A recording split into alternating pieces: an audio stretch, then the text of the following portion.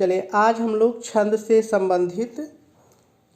संबंधित तीसरा भाग देख रहे हैं। इसके पहले हम लोग 2 भाग देख चुके हैं और वो दोनों भाग बहुत ही महत्वपूर्ण हैं। यदि आपने नहीं देखा है तो चैनल पर जाकर के उसको देख लीजिए, तभी ये तीसरा भाग आपको अच्छे से समझ में आएगा। चलिए तीसरे भाग को शुरू करते हैं। प्रश्न के रूप में है, छंद में प्रयुक्त मात्रा, गति, यति और तुक से आप क्या समझते हैं? तो चलिए देखते हैं कि मात्रा क्या है। पहले परिभाषा मैं पढ़ता हूँ, सुन लीजिए, फिर मैं उसे आपको अपने शब्दों में बताऊंगा। वर्ण के उच्चारण में जो समय व्यतीत होता है उसी को मात्रा कहा जाता है। लघु वर्ण की मात्रा 1 होती है और दीर्घ या गुरु जिसको कहते हैं वर्ण की मात्रा 2 मानी गई है। ठीक है, क्योंकि दीर्घ वर्ण के उच्चारण में लघु वर्ण के उच्चारण की अपेक्षा दुगना समय लगता है। उदाहरण से समझिए, जैसे पहले परिभाषा को मेरे शब्दों में समझ लीजिए, फिर उदाहरण पे आते हैं।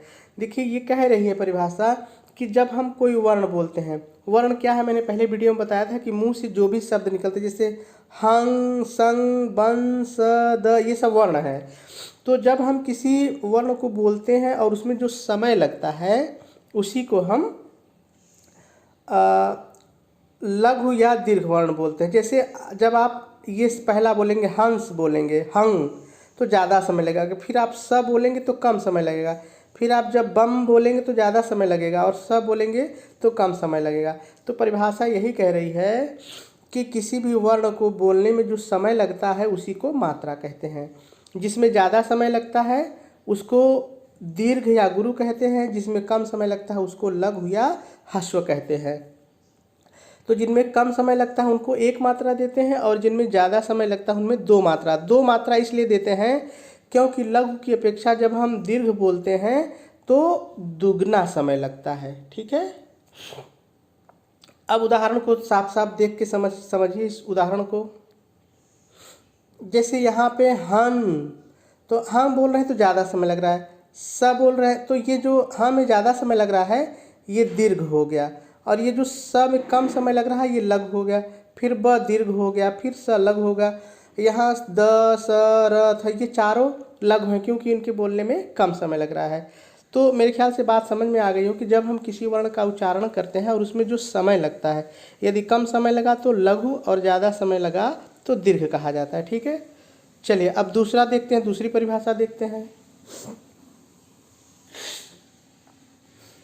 दूसरा है कि गति किसे कहते हैं, उसमें प्रश्न में था। तो देखिए, पढ़ते समय कविता के स्पष्ट प्रवाह, सुखद अनुभूति और आनंद को गति कहते हैं।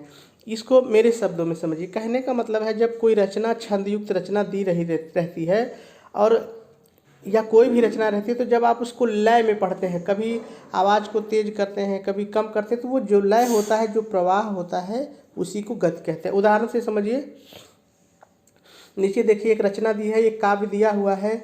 इसको कैसे ऐसे अगर आप पढ़ते हैं, टूटे सुजन मनाइए जो टूटे सवार, रहमन फिर बोइए टूटे मुक्ताहार, तो नहीं अच्छा लगेगा क्योंकि आप इसको लय से नहीं पढ़ रहे, बस ऐसे पढ़ रहे हैं। तो यदि आप इसको अच्छे से पढ़ेंगे तो कैसे पढ़ेंगे, मैं प्रयास करता हूँ, आप मुझसे भी अच्छा गा सकते हैं इसको। टूटे सुजन मनाइए जो टूटे सौ बार, रही मन फिर पोइए टूटे मुक्ताहार। तो ये जो आप लय में गाने का प्रयास कर रहे हैं, आवाज़ को अपनी उतार चढ़ाव दे रहे हैं, इसी को गति कहते हैं। गति हर व्यक्ति अपने से अलग अलग दे सकता है। आप इसको अलग तरीके से गा सकते हैं कि और अच्छा लगे। तो किसी भी काव्य को जब हम लय से पढ़ते हैं और उसमें सुखद अनुभूति और आनंद जो उत्पन्न होता है उसी को हम गति कहते हैं। ठीक है, मेरे ख्याल से बात आपको समझ में आ गई होगी कि जब हम किसी काव्य को अच्छे से गाते हैं, अपनी आवाज़ को बना के गाते हैं, तो जो बनाते समय आवाज़ में उतार चढ़ाव होता है वो गति होती है। चलिए तीसरा देखते हैं।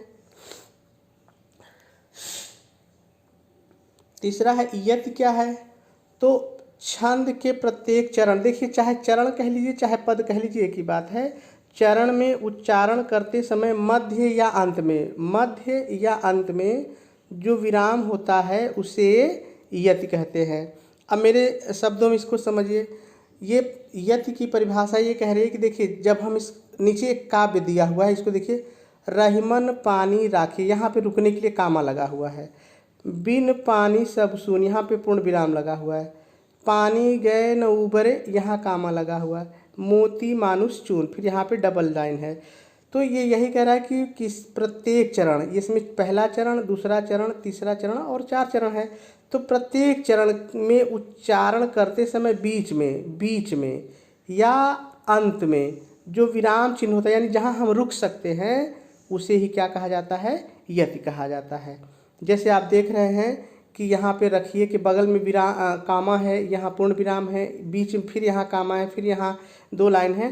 तो ये जो रुकने के लिए जो व्यवस्था है इस काव्य में, जहाँ हमको रुकना पड़ता है इसको बोलने से पहले, उसे ही यति कहते हैं। ठीक है, चलिए आगे देखते हैं।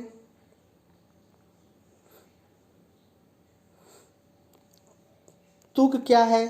छंद की प्रत्येक पंक्ति के अंत में एक समान स्वरों के आने से जो लय उत्पन्न होता है उसे तुक कहते हैं। उदाहरण से समझिए, देखिए, जैसे बार हार, सून चून, इस तरह से जब शब्द आएँ कि लाइन के अंत वाले शब्द एक ही तरह के हों। जैसे आप कोई भी कविता देखते होंगे तो तुकबंदी उसमें रहती है। मान, पान, धान, शान, इस तरह से जो शब्द आते हैं उसी को हम क्या कहते हैं, तुक कहते हैं। फिर से एक बार समझिए, छंद की प्रत्येक पंक्ति के अंत में, प्रत्येक पंक्ति के अंत में एक समान जब स्वर आते हैं और उससे जो लय उत्पन्न होता है उसे तुक कहते हैं या तुकबंदी कहते हैं। जैसे देखिए, बार हार, यहाँ बार हार एक ही जैसे लग रहा है। जैसे सून चून है ना, जैसे हड्डी कबड्डी एक ही पर पड़ रहा है। तो ऐसे ही शब्दों को हम क्या कहते हैं, तुक कहते हैं। मेरे ख्याल से बात समझ में आ गई होगी। चलिए आगे देख लेते हैं।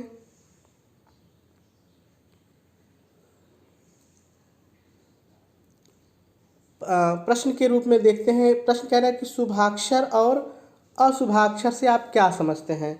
तो देखिए, जब कोई कविता इन अक्षरों से शुरू होती है, क ख ग घ च छ ज द ध न, यह रहेगा यहाँ य स श क्षत्रि ग, जब इन अक्षरों से शुरू होती है तो हम इसको शुभाक्षर कहते हैं और इनकी संख्या जो है 15 मानी गई है। तो बहुत सरल है। शुभाक्षर का मतलब ये होता है कि अच्छे अक्षर जो शुभ होते हैं। तो जब किसी कविता की शुरुआत इन अक्षरों से होती है तब इनको शुभाक्षर कहते हैं। ठीक है, और इनकी संख्या 15 है, कुछ भी कठिन नहीं है। शुभाक्षर यानी जब कोई छंद जो है इन अक्षरों से शुरू हो तो ये अक्षर शुभाक्षर कहे जाते हैं।